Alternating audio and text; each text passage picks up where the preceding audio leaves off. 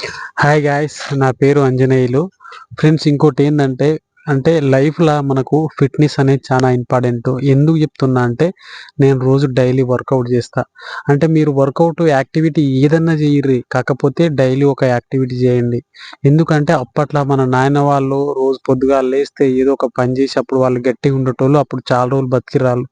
ఇప్పుడు మనకు అట్లాంటి పనులు ఏం లేదు. ఫ్రీడమ్ లైఫ్ అయిపోయింది. అందుకు మన యూత్ ఉన్నప్పుడే ఏదైనా చేయగలుగుతాం. యూత్ ఉన్నప్పుడే మంచిగా హెల్త్ చూసుకోండి.